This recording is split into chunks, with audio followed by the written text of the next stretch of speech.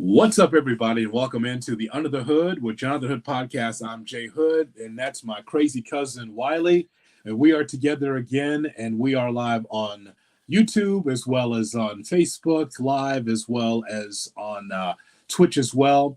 Thanks so much for being with us, Cuzzo. How are you, sir? I'm doing well. How you feeling, Cuzzo? I'm doing great. Another Monday night, another disappointing Bears loss, which we'll talk about. Yes. For those of you checking in, let you know that not only as we have our podcast and our Linktree, linktree.com, go to J-Hood Radio on Linktree. You can be able to catch all the podcasts and, of course, the merchandise as well, just in time for the holidays. I'll give you a holiday rush if you order right now. Look at Cuz. He doesn't look like a youth pastor today. Today, you've got the Under the Hood hoodie on. Yes. Carolina Blue. You have to get you one of these Under the Hood hoodies. My preference is Carolina Blue, but if you want a different color, go for what works for you. And then we have the famous Under the Hood t-shirt. Yes. That's exactly right. Smells like the lady of the evening, the lady for Christmas that you've chosen. Smells like Mrs. Claus. well, that always varies, but you need to Santa needs a helper for the holidays. So Mrs. Claus does well. Okay, so then we have the Under the Hood water bottle. Mm-hmm. As you know, you can put anything you want to put in here.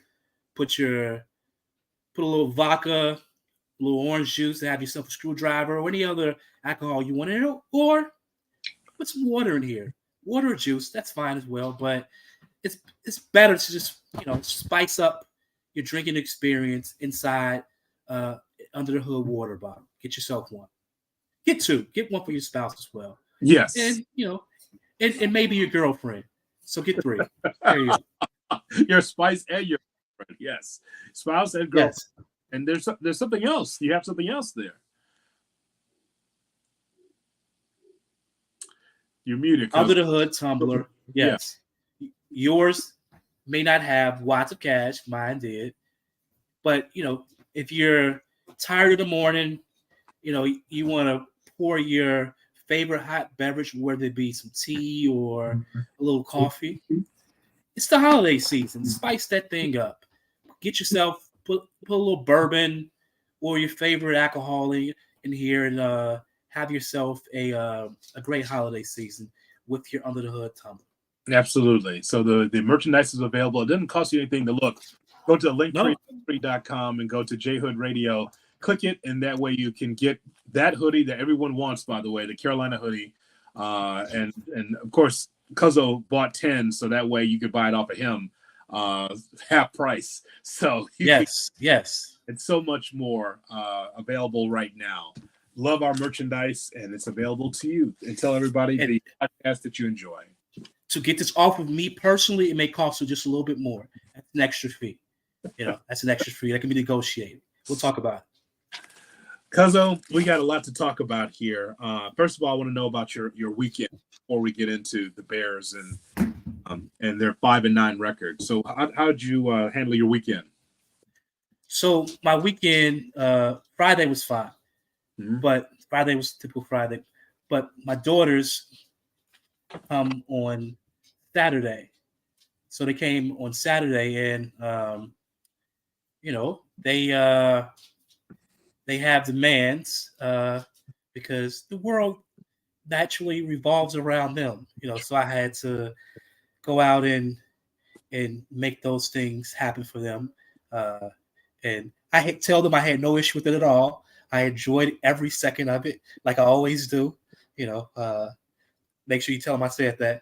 Uh-huh. But so got the whole gang back together. We spent time with the whole gang, so they'll be here for a month. And I'm looking forward to all of the errands and the typical stuff that they demand of me while they're present. So lots of fun. Okay, and for me, it was just the UIC Flames. They played Western Michigan. That was on Saturday, And then, Okay.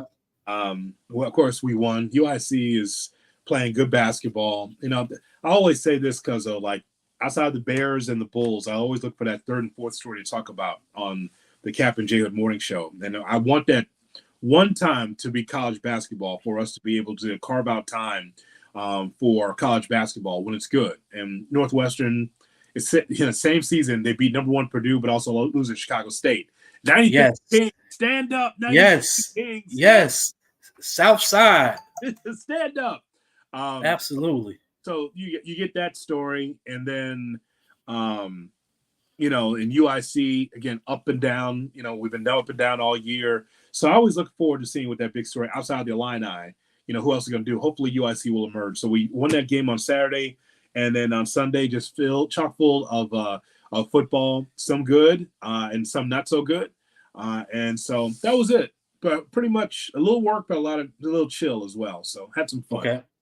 So, because we got a lot to talk about here with this Bears team, because you and I all season have been going back and forth about this Bears team. And of course, on social media, on my show with Cap and J Hood, weekday morning, 7 to 10 on ESPN 1000 and also on the ESPN Chicago app. In Chicago, we talk so much about the Bears and like, is Justin Fields the guy? Yes, maybe no. Is Justin Fields the guy? Yes, maybe no. We go back and forth and what the future is for Justin Fields. So many looked at this game and said, this is the biggest game of the year because if the Bears win, maybe they got smooth sailing. They can stay in the hunt.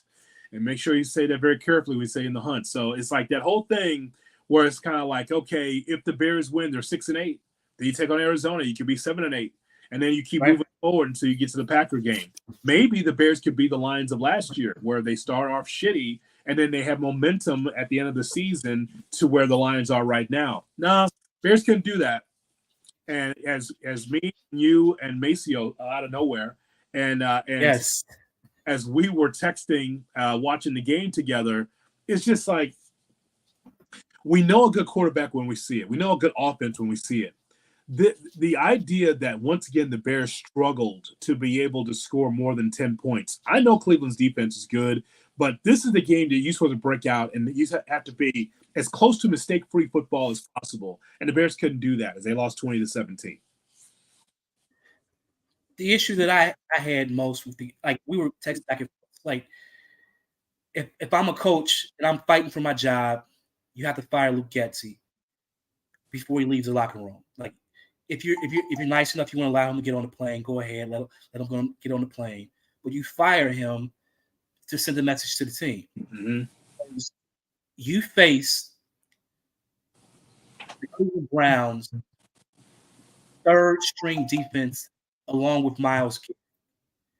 That's a game where offensively you should be able to move the ball down the field. Yeah. Your defense in the first 3 quarters stepped up and essentially scored 14 points for the team. You know, they had a pick 6 and they brought one back to the 1 yard line. And it took us 8 plays to get into the end zone, which was insane. But outside of that, the offense scored 3 points. The offense can't score 3 points against that team that's playing the third string players along with Miles Garrett. You have to be able to run the ball, pass the ball, and we saw none of it. And I think it's to the point where, yeah, I've been a critic of Justin Fields for the past 2-3 years. But you can't look at that, what you saw yesterday, and say this is all Fields. It was the entire operation from Getsy to Eberflus and also Fields. That's the problem. You can't, when you have an offense that can't score points and you keep running it back every single week, and changing anything, that's coaching. Because defensively, you've been great. I think over the past 4 games, we've had 15 turnovers over the past 4 games. 15 turnovers. Defense has been tremendous. Yes. And still offensively, we've failed to score 30 points. And that's even with the defense getting into the end zone in some of those games. Like, that's embarrassing. That's embarrassing. So when that's happening, you have to look at coaching, because coaching can get even a bad quarterback, to score points.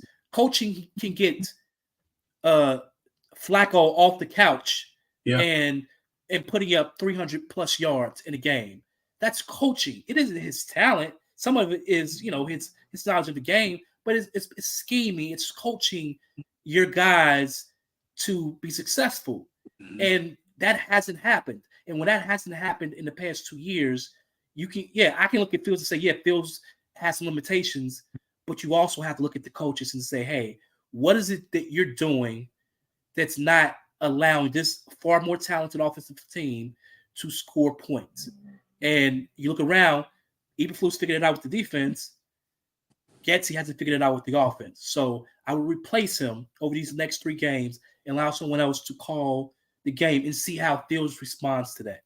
I mean, listen, all I can tell you is that it looks as if this dog don't hunt, man. It's not working. See, here's the thing. Like, Luke Getsy will get his. It's not when you want it, because it's going to happen that there's going to be a coaching change. As a matter of fact, I don't want to use the word guarantee, but I will tell you that Ryan Poles sees what we see. See, this is not like the regimes in the past was like, this guy needs to go or you need to replace this player. No, Ryan Poles sees exactly what we see. There was a time in Chicago sports where it's like, how is this person still employed? How is this person still on my favorite team? And the organizations would ignore it. Like, it's just fans. They don't know. But time is short for everybody, when it comes to being able to stay employed, gainfully employed as a general manager or a head coach or a coordinator. You don't have the time, 4, 5, 6 years to try to get things right. There's no patience anymore for this. So Ryan Poles knows exactly the type of feeling that you have saying, this offense isn't working. After all this time, we tanked last year. We're supposed to turn a corner this year, and now we still can't get the job done. I think Ryan Poles sees several things. He knows that there needs to be a coaching change, and it will be. And he also sees that the offense isn't working and that he's not going to pay through the nose for Justin Fields, because Justin Fields, look at the season. Look at the season that the offense has had. It hasn't been good enough. We look at the Washington game. Let's go back and look at the season. Washington, in that game in which the Bears won 40-20, was one of the best games for Justin Fields in his career. But these games are in between. You win the first game. Your next win is with Bagent as a quarterback with his colored by the numbers offense. He's throwing it from me to you, me to you, me to you, run the football. And they beat the Raiders. They beat the Panthers barely. Terrible team, right?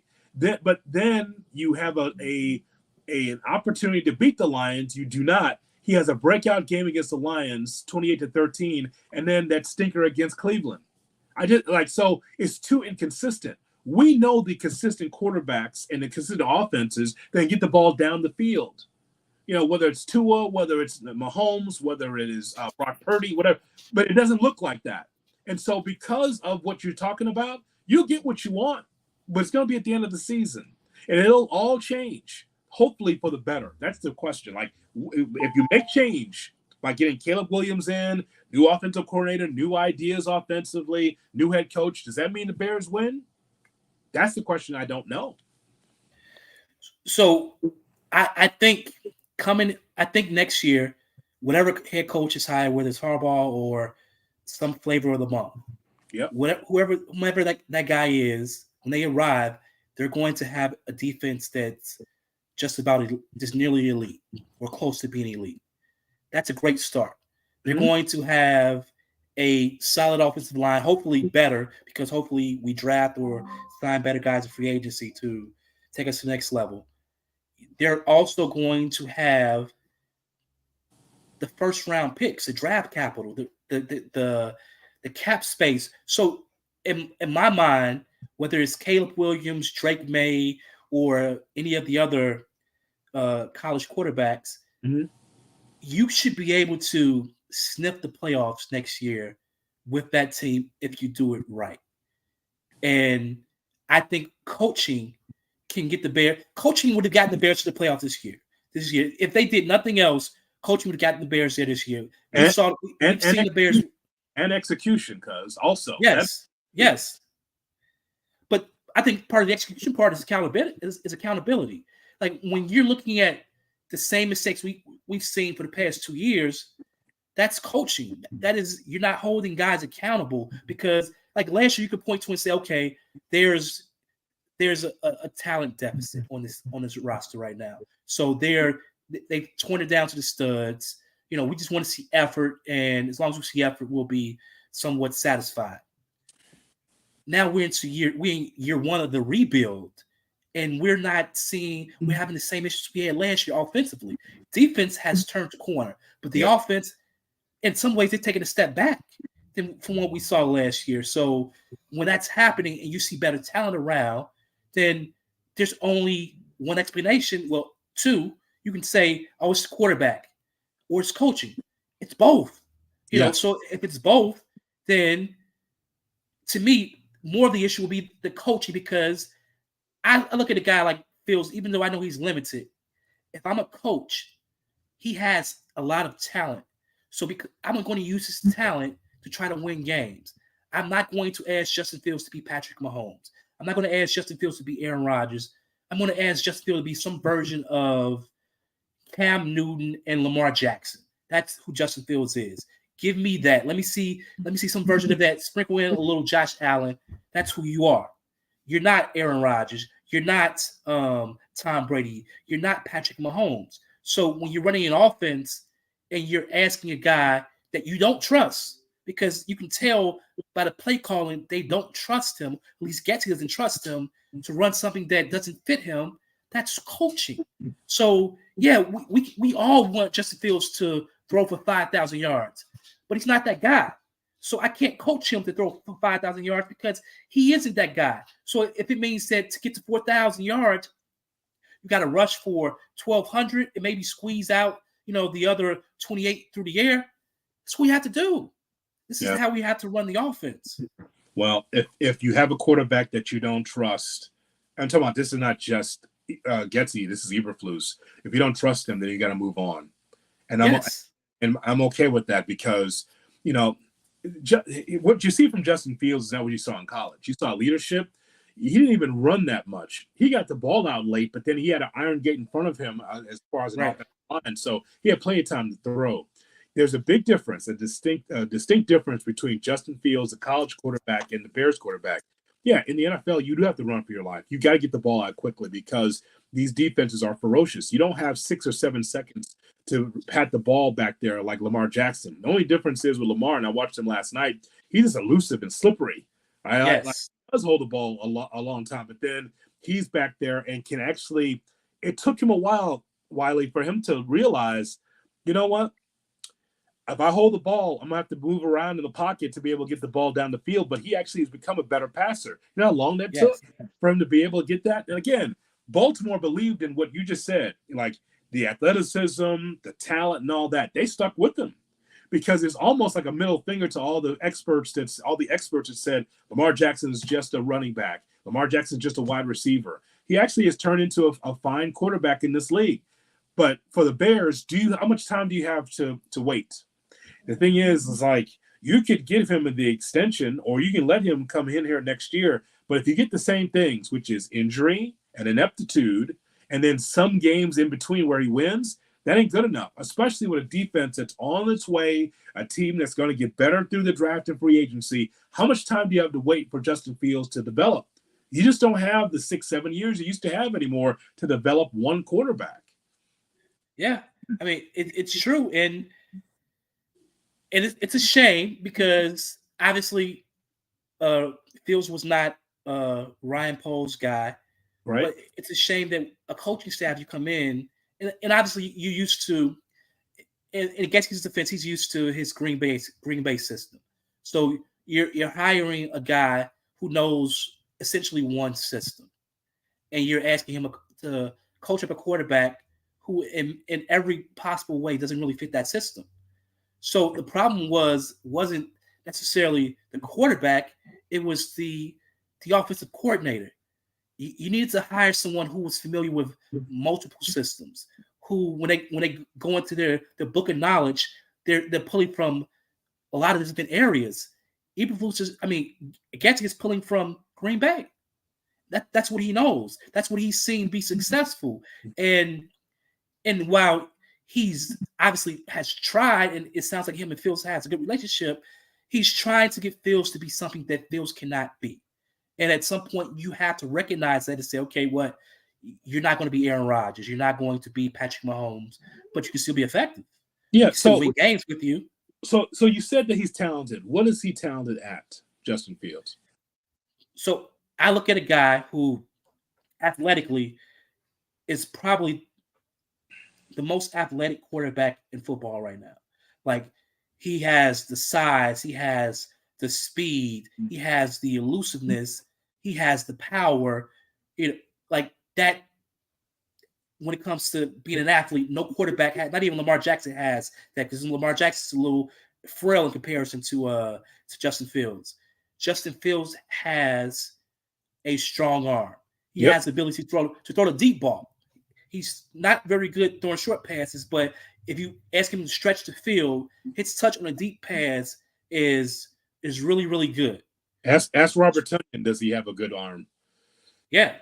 So I mean, Robert Tonyan, man, he'll never have an easier pass. It was floated to him perfectly, and he just dropped it. Like, this is shades of last year with like Smith-Marsette and all that bullshit that the Bears had to deal with last year. It's like Justin would put it right there on the numbers. It's like, nope, dropped it because I'm not good enough. Same thing with Tyler Scott, like rookie, right? But at the same time, you have an opportunity to really do something here on the sideline. Nope, twice he gave it to him in a big spot, and he cannot come up with the catch. Yeah, in fairness to Tyler Scott, he made up with the next play. But what's crazy about Tyler Scott, those two drops, that's all he did in college was get open and catch long passes. So you're open to catch a long pass, and then you drop it in the NFL. Like, that's all he did. Like, you put the ball in his hands, he was a walking touchdown. Mm-hmm. But now he gets open in key moments, and he somehow short circuits on the plays that he should make. He's like, oh my God, the ball is coming to me. What do I do? Catch the fucking ball. That's what you do. Catch the ball and run. This is what you've done your entire life. Catch the ball and run to the end zone. Like, you're going to outrun everyone to the end zone. So catch the ball and keep going. Because he took like a 10-yard pass the following play week after he dropped the pass for 30 yards. You could have done the same thing off the first play. Just catch the ball, turn up field, and go. Like, run, Forrest. Just run. But, yeah, so, like, when you watch the games, it isn't just Fields, and that's easy to focus on Fields because of some of his shortcomings. You say, oh, it's Fields, it's Getsy. But there's some of the supporting cast. Foreman has been bad since, like, the Panthers game. Mm-hmm. Herbert appears to still be hurt because he isn't the same guy we've seen the past to start this season, or we've seen the past 2 years. He isn't that. He hasn't been that guy since he's come back from his injury. And then Roshan Johnson he's a rookie, so you can't expect him to be a seasoned veteran. And then Darnell Mooney. I know Fields has missed him on a lot of passes. Yeah. But in a lot of ways, he isn't quite Chase Claypool, but you can tell he's lost a little focus because things haven't gone the way he wanted them to go in the contract year. So he doesn't look like the same guy with the same motivation that we're accustomed to seeing him with. And that's unfortunate. That is really unfortunate. I just I look at what is happening with this football team at 5-9. That's exactly who they are. 5-9. It's not a 5-9 defense by no stretch. I'm so overjoyed for this defense because I just want to give balance and give credit where credit is due. This defense, though, led by Montez Sweat, he had 2.5 sacks, and DeMarcus Walker, and Javon Dexter, the rookie, and Edmonds and Edwards and Stevenson, and just like, you know, you love the idea that this defense under Eberflus has gotten better. Alan Williams leaves the building for whatever reason, and I don't know what the reason was, but Eberflus's defense was good. Now, here's the thing: it just shows you that NFL, and we watch it every Sunday. Sometimes, Cuzzo, it just comes down to a few plays, and the Bears defense was out of sorts on a couple of plays against Joe Flacco. I just want you to again, think about this. The Bears have lost to Baker Mayfield and Joe Flacco in the same season, I want you to think about that. Joe Flacco just got his ass off the couch, as you mentioned, right? And again, he wasn't stellar because, again, give the defense their flowers because they did such a great job for 3 quarters of being able to stop Cleveland, 4 sacks, and then 3 interceptions. And yet the Bears win the turnover battle, but yet lose the ball game. Why? Because the offense stinks. That's why. Offense can only get 10 points. And this is why Vegas knows exactly what they're talking about because the line was 3. The Bears lost by 3. They know exactly what they're talking about. And I really thought the Bears could win. I had the under, so I cashed that. And if Darnell Mooney catches that one in the end zone, I get a Bears win, but I certainly don't get the under. I don't get that. Right. But it just this is, by the way, I didn't get the chance to talk about this morning. I have a stat for you. This is the first time since Brad Johnson. Remember Brad Johnson, Minnesota quarterback? First time since Brad Johnson. I think this might have been 2000 that that a quarterback threw an interception to end both halves. The first half and the second half. A Hail Mary interception. Yeah. It's the first time since in 23 years that's happened. And it happened to Justin Fields. Look, man. That's a crazy stat. It's true. That's exactly true. I mean, because that's what happened. And it's just like, people, I know the big thing that blew up today, and we didn't talk about it this morning because really it's a talking point, but it's not a major thing. The Bears should have attempted the field goal to me at the end of the first half, but it's about range now. It's not like back in the day. It's like, go out there and kick it. Go and kick that and kick the ball. No. Like Santos like, yeah, that's not my range. I can't do it. And the Eberflus like, okay, so it's 8 yards out of your range. So you don't want to kick the football? Fine. That's why there was a lot of criticism. It's like, hey, man, try. At least try, right? No, Santos didn't want to kick the ball. Okay, so it's out of his range. But there was several times where the Bears could be able to extend their drives, like that 4th down play. 4th down, Justin Fields trips over his own feet, trips over the turf, and it's kind of like, I mean, the first down was right there. You tripped over your feet, and so you're a half yard short. It just shows you that size does matter. Yes. Hood, here's what I'm looking at too. Like I see the defense, like you said, had 3 turnovers, 3 interceptions. There should have been a 4th. Jalen Johnson dropped 1. So, like, they left plays still on the field and still, to me, dominated that first 3+ quarters of the game. It's that final 6 minutes or so that, for whatever reason, Eberflus has had a problem with. He hasn't had a problem closing out the final 6 minutes of a game. Yeah. And to me, you get a coach in who knows how to win. You win at least 3 more games so far this season. I think 4 or 5 more games, but you win at least 3 more games. And winning 3 more games puts you in the playoffs right now. So that's why I think the biggest change this offseason, beyond just Justin Fields or its coaching, you have to remove Eberflus, Getsy in the game from the equation. They have to go. Yeah, you'll get what you're looking for. But the way the Bears do it's always, unless there's a scandal, it's always after the season, right? But here's the big question, and we'll talk about this because we'll talk about this on Cap and J Hood all the time. We'll talk about this on our podcast because you can make the firing, because I've been calling it for a while. If you're going to go from B to C, you have to be able to fire the coaching staff and do something different, because Matty Eberflus is over his head. He was only here when he was first hired. I told you. It's like he's here because you're just trying to establish some kind of culture, establish some kind of defense so you can move on to something else. Whatever that something else is, hopefully that is the coach for the future that can lead the Bears to a perennial playoff appearance time and time again until you get to the Super Bowl. That's what I want, consistency for this football team. But ultimately, it comes down to this question, and it's this. If you fire the coaching staff and you get rid of the quarterback, you trade Justin Fields to whomever, and you say Caleb Williams is the guy, the Bears have the number 1 pick of Caleb Williams, can you guarantee me that the Bears will be in the playoffs in the next 2 years or less? Because you are restarting the quarterback clock, and you have a quarterback that's never played in the NFL. Is this C.J. Stroud, or is this Bryce Young that's coming in the NFL? And that's the question you don't know. It's the answer. No.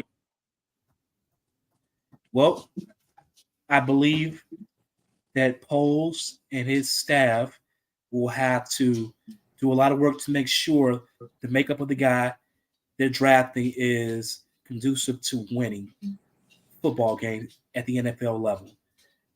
I trust Poles right now. That could change because I think he's done a great job. I think he's done a great job creating the cap space. I think he's done a great job with trades. I think he's done even a great job in free agency. Like it's only sort of hiccup was the Claypool deal at the time. I thought it was a good deal because he focused on talent. He saw the talent. He said, this guy's really talented, but he missed the makeup part. The makeup part says this guy, is worse than a prima donna, when it comes to how he mopes and when things don't go his way.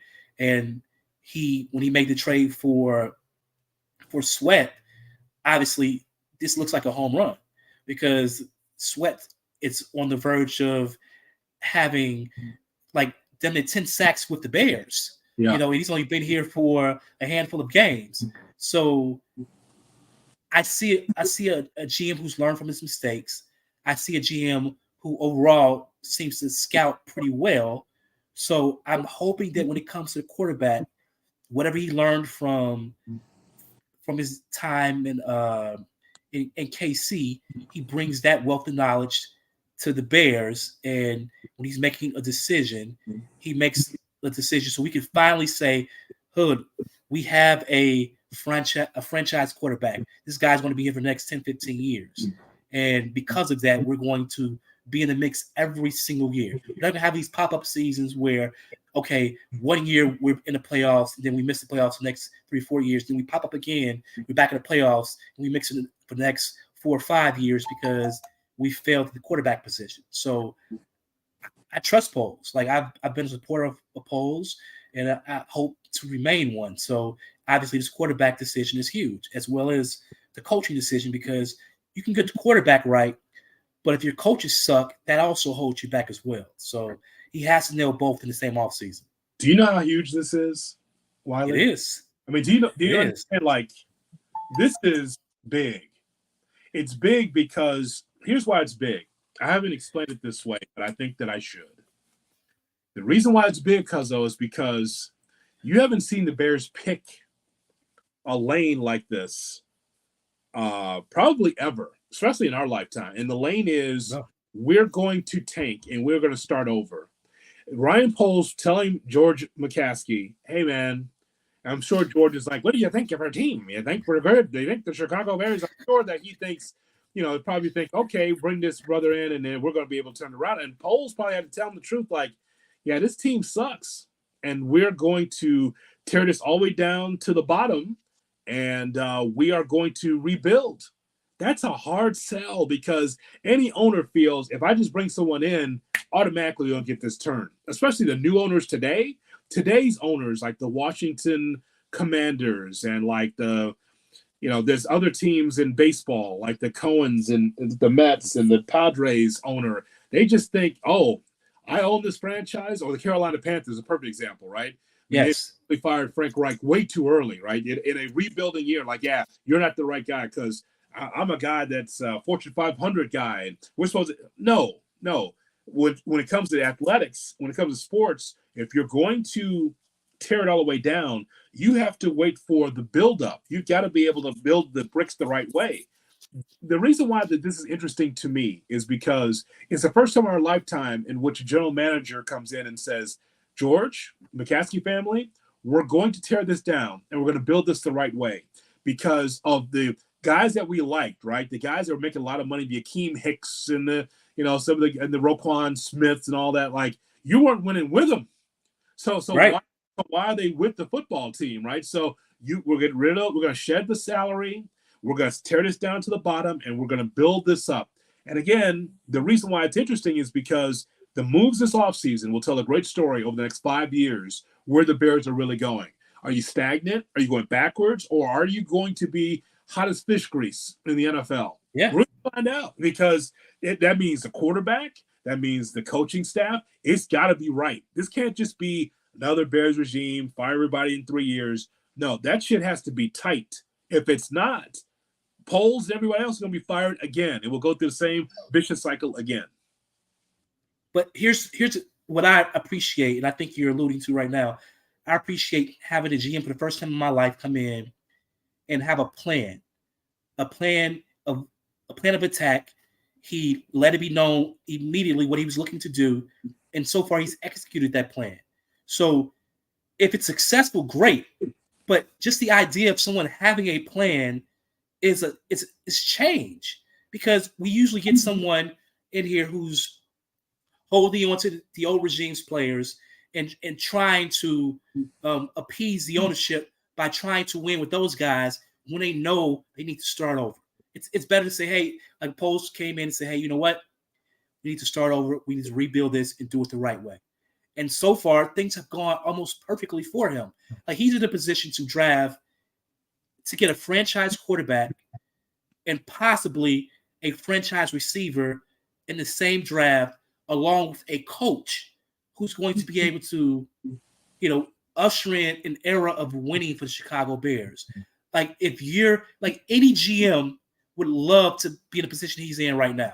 Any coach would love to inherit a team that he has right now. So, like, this has to be the best job on the market. So he's going to have everything he wants this offseason.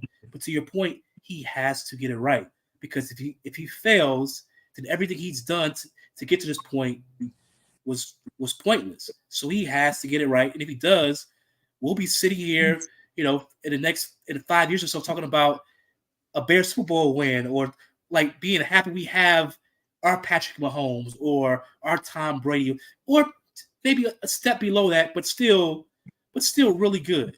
Still really good. So our Tom Brady, that'd be great. I would love that. Yeah. You know what?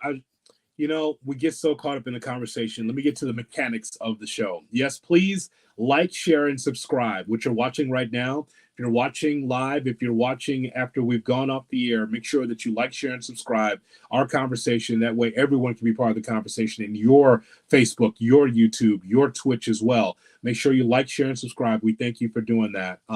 Also, leave your comments as well. Leave your comments, because we're going to switch topics a little bit. So you hear our Bears conversation. I'm steadfast in the belief that there's going to be a coaching change. Might have some knowledge about that, that there's going to be a coaching change from the Chicago Bears. And the other thing is about the quarterback. Well, the one-loss record tells you all you need to know. Again, it is the team, but also you need to be able to have an offense that can get down the field. I know that there are some that are watching and listening to this podcast and feel like, Justin, he just needs more time. Justin, he's my son. Justin, he means so much to me, and I've got his jersey. Like, look, here's the thing, and I think that is a problem in our city. Some are just Justin Fields fans and not Bears fans. I hate Eberflus. I hate the Bears, but I love Justin Fields. You fan how you want to fan. All I know is that I know what real quarterback play looks like in the NFL, and don't look like that. Well, because if it looks like that, that's 5-9 football offensively. It is, because if it's not for his injuries, then it's him missing targets or him sliding short of the first down, all those things. But there's the good side of Justin too, where he can run with the football and he can show his arm strength. And for me, as someone who likes Justin Fields, doesn't love him, I like Justin Fields enough. If you are a Justin Fields stan and you love him so much that you think that he should flourish someplace, then root for him to go someplace else and light the world on fire. That's what I'm saying. Like, he can go. The disconnect is between Getsy and Fields. And you know that Fields can't win that, and you know that Getsy can't win that. So you know what happens? You blow all of it up, right? So it's the coaching staff and it's Fields. Hey, we're not going to give you another coach. We're not going to put you through another regime. We're not going to just keep waiting on you to be able to develop. And at season's end, if you don't want to compete for the job, then we'll trade you because you are a good asset. And if you're a Fields fan, hope for him to go to Atlanta, help him to go to someplace else, and let's set the world on fire. And while he's doing that, let's put a quarterback and a coaching staff together for them to be able to work and for the offense to look like an adult offense, like a varsity offense, not the freshman sophomore shit that we've been seeing for years around here. A real offense where it's like, oh my God, 200 plus yards, 300 yards, 3 touchdowns, ball is in the air. There's fireworks and there's pomp and circumstance and there's fireworks. Like, That's what you want, along with a good running game, of course. You want that. Yes. When are we going to see that? We see it on the defensive side of the football. But Wiley, when will you see it on the offensive side where it looks like, oh my God, the ball's in the air. DJ Moore's great. Marvin Harrison, if he's here. Cole Kmet has been fantastic because the ball's vertical and not sideways. When are we going to see that? That's the question. Stay tuned. Yeah, we're going to find out. Yes. That's find out, aren't we? Right. Again, leave your comments in the chat from Facebook or on YouTube or on Twitch. That's where we are right now for the Under the Hood podcast. Mark checks in. Mark says, Poles did not get a chance to pick his coach nor his quarterback. The rebuild is only in year 2. Patience is needed if you trust Poles. Do you agree, cousin? Absolutely. I think we've seen Poles put together a roster in a year that was better than the team he inherited. So I think being patient with Ryan Poles and letting him pick his guys, I don't think there's an issue with that. I have no issue with that right now. So he hasn't been, some awful GM who's come in and just fuck things up. So being patient with Ryan Poles, I have no issue. Get your quarterback, get your coach, and then, we can judge your body of work better. I mean, right now it's good. It's solid to me. So yeah, I agree. I agree with Mark. I believe that was Mark. I agree with Mark. Yeah. There he is. Mark says amen. There's no doubt. And by the way, for those of you just joining us, Cuzzo somehow got himself an Under the Hood with Jonathan Hood hoodie. It's available now. We tell you, we got merchandise. We got koozies, and we got glasses. We've got tumblers. We've got T-shirts. Under the Hood with Jonathan Hood. It's our podcast we do every week. Let's represent it. And look how beautiful that looks. That's what everyone wants. They want that color, that Carolina blue, as if Carolina's hot. But everyone wants that. Everyone wants that right there. Get yourself 2 of these because, get you one, get your girlfriend one, get your spouse one, because if you have one, then they're going to want to wear it. So just get 2. It just clings to the body perfectly. If you're like me who likes to wear hoodies everywhere, then this is perfect for the winter. Get yourself a hoodie and get yourself an Under the Hood hoodie. And, you'll be glad you did. You're in the Midwest where the hawk came to this morning, boy, walking downtown, doctors, that hawk was coming. Protect your hoodie at all costs. I always say that. Protect your hoodie at all costs. Because if you don't get 2, she'll take yours. Yes, absolutely. About that. So just to last words, because we have a really big topic that we have coming up to the show.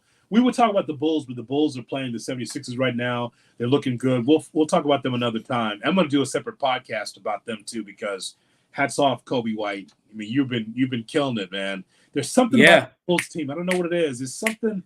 Seems like the ball is just moving. I don't know what it is. Yeah.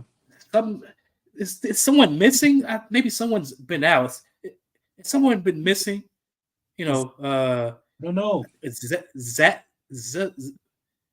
Zach? I'm gonna have to look that up. I'm gonna have to look up the roster. I'm not so sure. But that Bulls team is cooking against the 76ers. So we'll talk about them. I'm gonna do a separate podcast about them because we're gonna add a lot more content here to our YouTube and of course our podcast feed, Under the Hood with Jonathan Hood.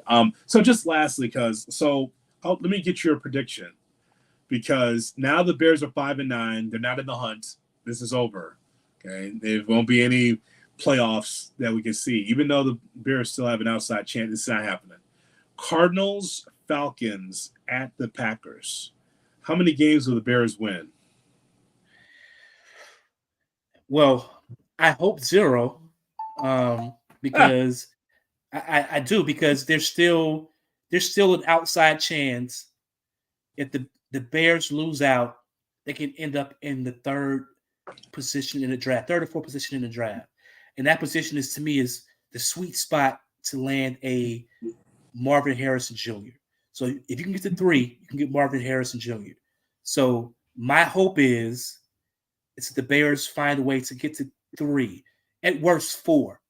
And if they do, then I think they'll be. So I'm hoping 0. But like when I see that stretch, I say they can win one more of those games.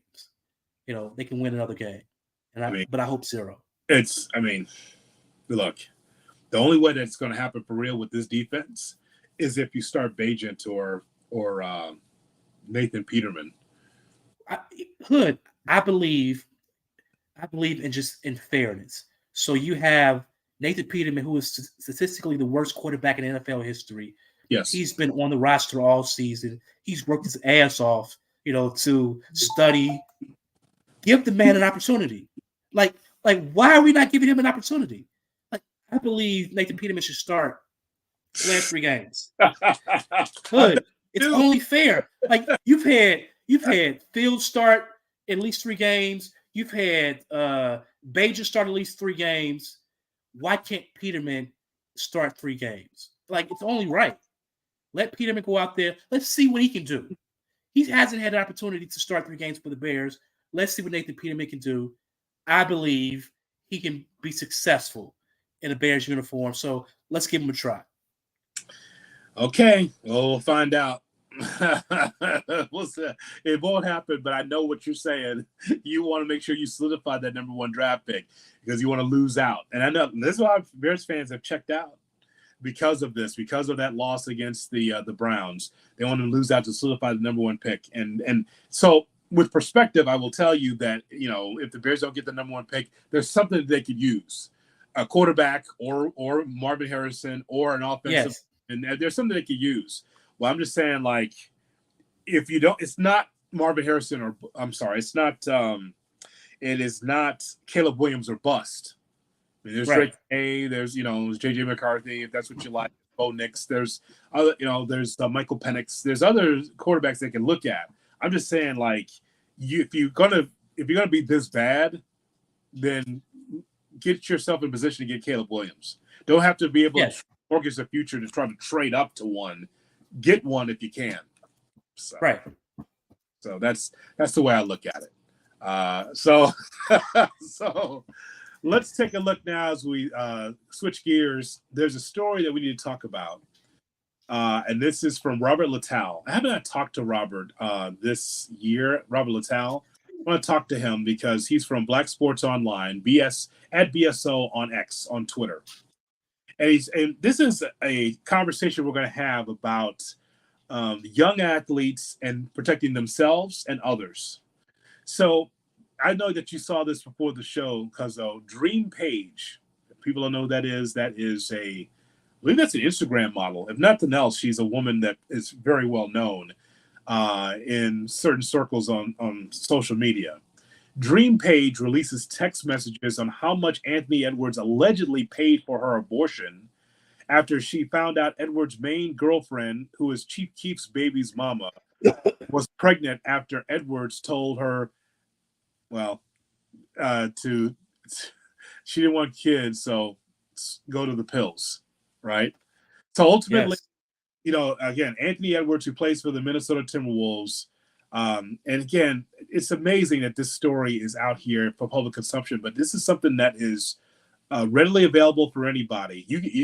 I'm just running into this story. It wasn't like I was looking for it, but you saw this as well. Dream Page says that T-Wolves Anthony Edwards paid $100,000 for her abortion. Now, I know you have there's some text messages there from Dream Page and with Anthony Edwards of the Timberwolves, correct? Yes. So Anthony Edwards he's a gentleman. Like he is he's a what? He's a what? He's a gentleman. He was trying to coax her along to get her to get a procedure that, she may not have otherwise wanted to get. So she tells him she has an appointment on the 27th. And I'm assuming that she wants him to go because he says, hell no, I can't do this. And she says, so what now? What a great response. He says, in a matter-of-fact way, he's very direct. Get an abortion. Laugh out loud. That's really good. He's quite a gentleman. Get an abortion. Laugh out loud. Yeah. Okay, go ahead. So she tells him, I guess she has a kid already. She said, honestly, I had an abortion with my son around 2 years ago, and I regret it every day. So, as something that a gentleman would say to her, he told her, he said, "Hey, look, Instagram model, look, internet model. Man, you can't force a kid in this world.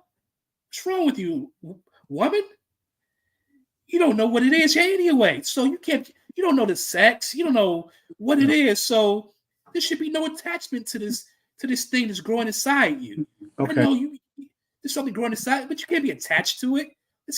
So he tells her, he says, he will send her some money to help her out.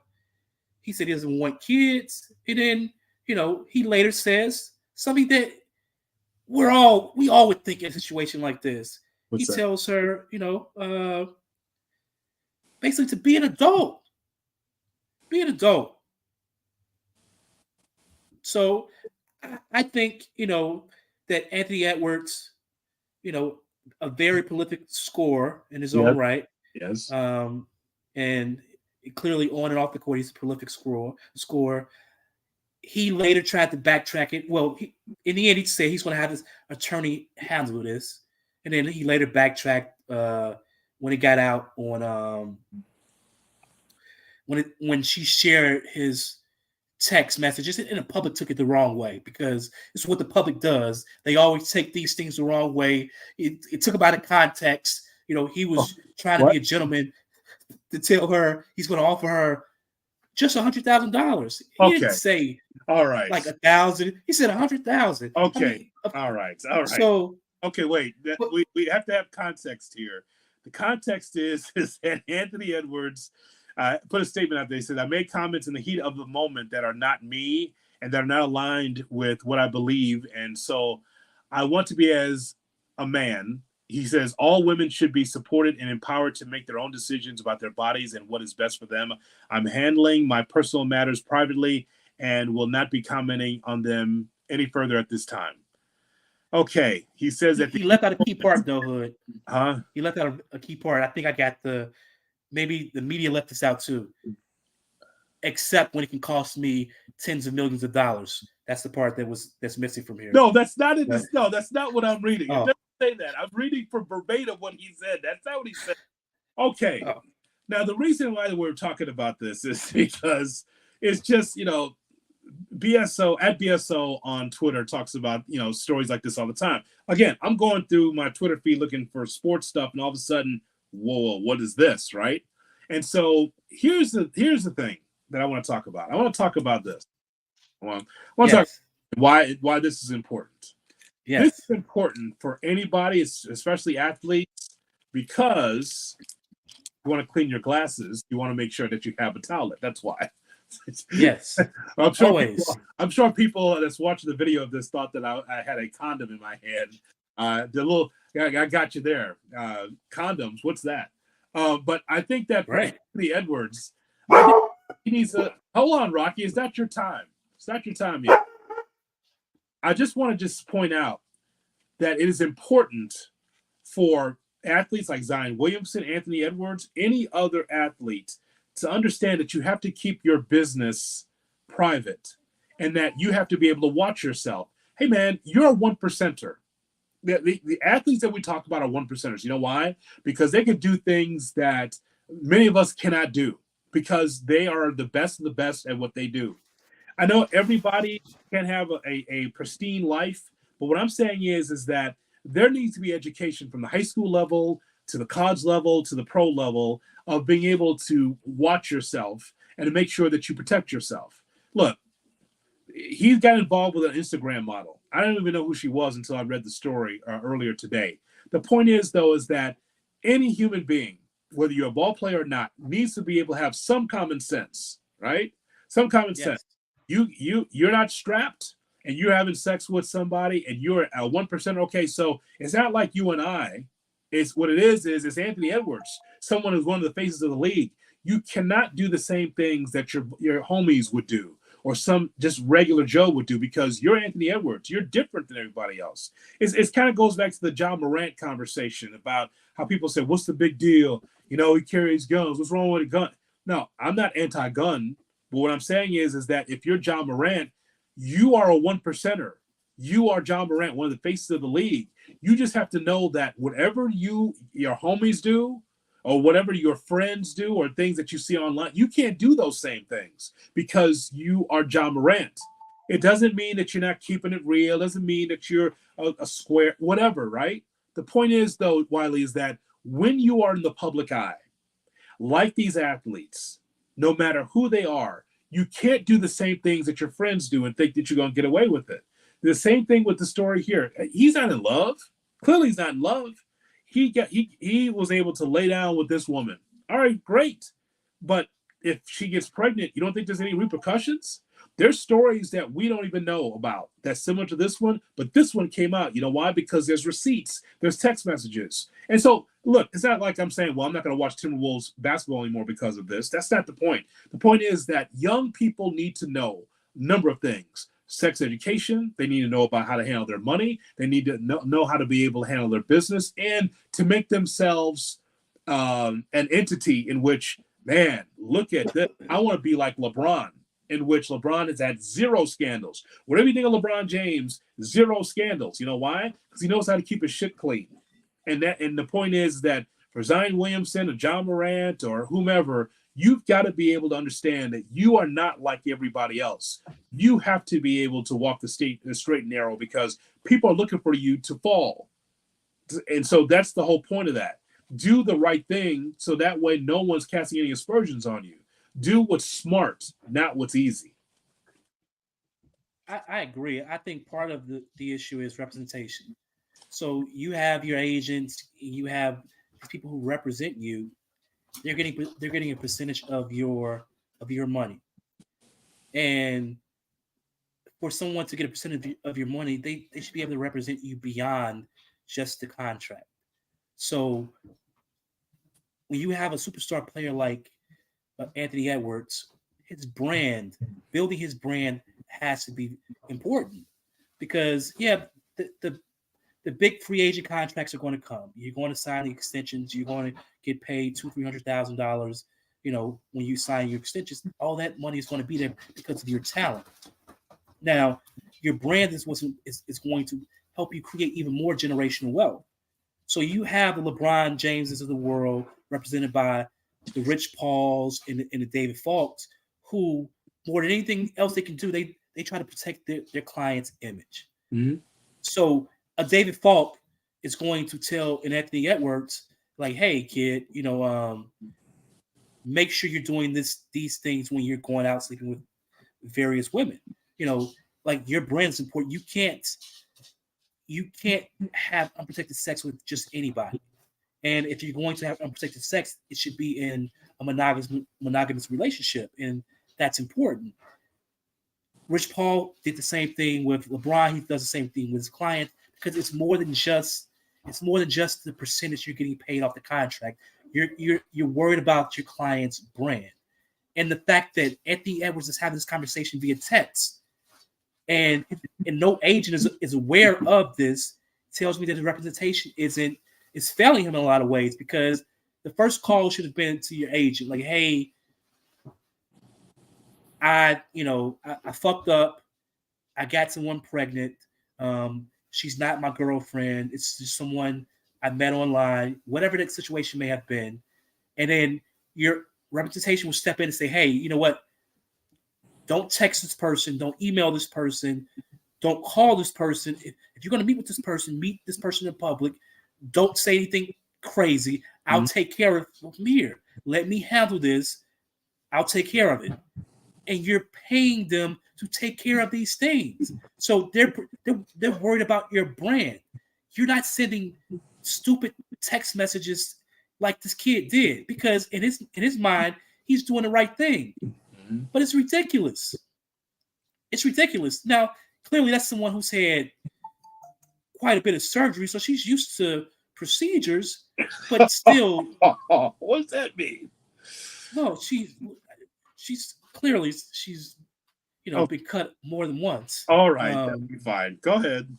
But yeah, like his approach to that was ridiculous. It was over the top.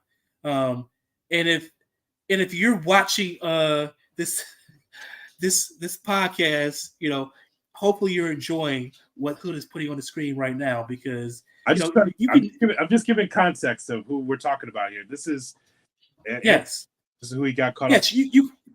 You can see how a 22-year-old kid can make a mistake with Dream Page, but that's where again representation comes into play, because someone has to protect you. I'm sure there were times, where Michael Jordan just happened to stumble into someone while married. Yeah. But he had people around him protecting his brand. Allegedly. Because his brand was more important than anything else. Allegedly. And of course, allegedly, because MJ would never, have an extramarital affair. He would never do anything like that. Allegedly. Yeah. Allegedly, of course. So that wouldn't happen. So when you're being represented by these agents and you're a superstar athlete, you have to have someone who is looking out for your best interest, and clearly they have not been. And that's why this woman released the text messages that she received, because he was handling it like a 22-year-old kid would handle these types of things. Yeah. So there you have it. I mean, the reason why I bring this up is because, at one point, this conversation I would have in the day and early in my career would be about drugs and drug use, right? Hey, you got to make sure that you're not around, marijuana or drugs as much as possible. This is back in the 90s where I used to talk about this because people build you up to tear you down. And if they see an opportunity to be able to take you down, they will. Because a lot of people do not like that you're one of the 1%ers. They don't like the idea that you're making millions and millions of dollars. All I'm saying is that once you cross the threshold of being a professional in anything, that it is very difficult to come back to the other side. Who can pull you down? People that hate you or people that don't want to see you do well. And so in this scenario, going raw was not the right thing, if that's exactly what happened with Anthony Edwards, because, now there's this screed of text messages, and Wiley, you only went through a few of them, they back and forth on, what Dream Page should do and whether or not he says he doesn't want to have a child, all this kind of stuff. Okay, well, you mentioned the agent. I would bet you, and I've not made a phone call about this yet. I can make a call easily and find out to Minnesota about this. I don't know if you even talked to his agent about it.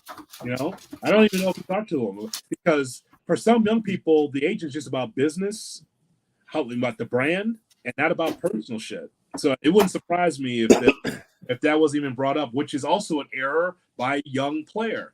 Everybody's prone to make mistakes. I get that. Yes. But it's not me coming down on Anthony Edwards. It's just me letting him know, hey man, you can't do the same things everybody else do, and think that in a situation like this, we had sex, so these text messages are private.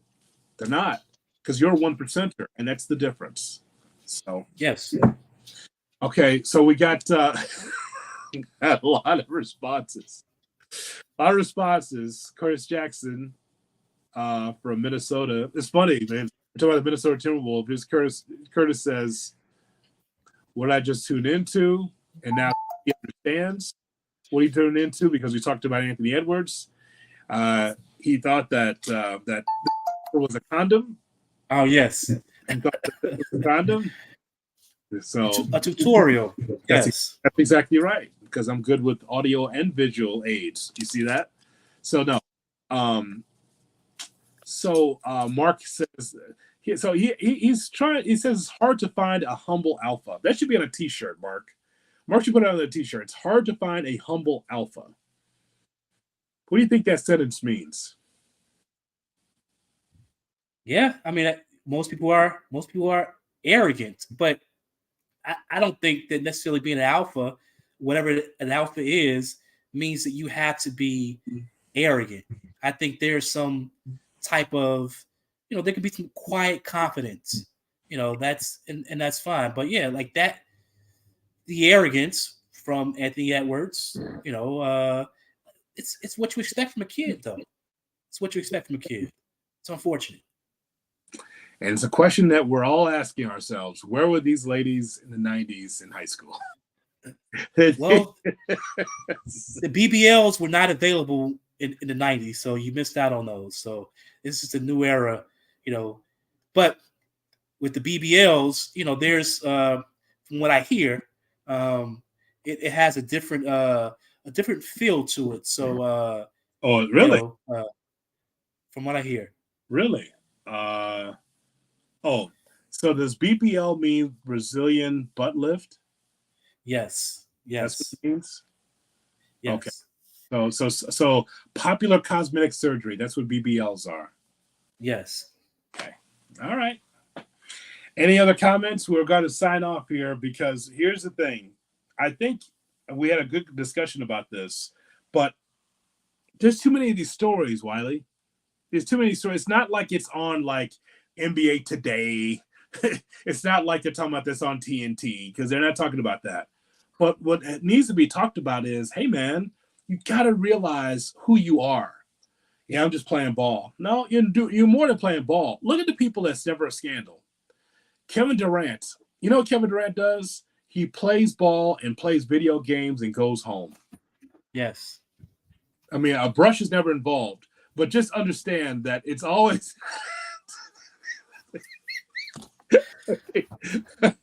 that man brushes his hair one time. That's before the season starts, and then the brush goes away until May. It's amazing. But what he does is, and from what I understand about him, is that he's such an odd person that you think he's kicking it all the time. Now he just loves basketball. He did that and plays video games and part of that boardroom, and then he's done. So he's an odd character that there's nothing else. He's never connected to a relationship or anything else. He just does his own thing. And it's actually odd in the NBA because usually you see guys kicking it to the club or, out and about, on the red carpets, fundraisers, just, visible. Durant doesn't do that. And LeBron, whatever people think of LeBron, couldn't care less. I know he's a great basketball player, one of the best I've ever seen. Zero scandals with Savannah and him. Nothing going on. He's trying to take care of his kids. He's in a position to do more than Michael Jordan ever did off the floor. Dude's got a school. Dude's got a school. Yeah.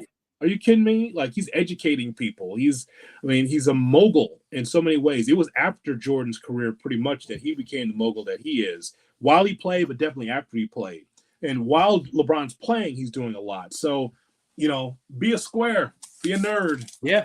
Just be a businessman, but don't get your dick in a ringer. How about that? Yeah. So hire people who care about you. Hire people who are invested in seeing you do well as a person, more so than just hiring people who are interested in, getting you your next big contract. Because when you have people who don't care about you as a person, then you get these types of stories. So have people in your circle who care about your success as an individual, not as just a commodity. All right, Rocky. Oh, he's occupied. What do you mean he's occupied? They just let him out. Yeah, he's outside. Okay, you need to have your son to open the door and let him in. Rocky. Yeah. It's like, this is his time. What do you mean? This is the time that he's supposed to. Everyone's waiting.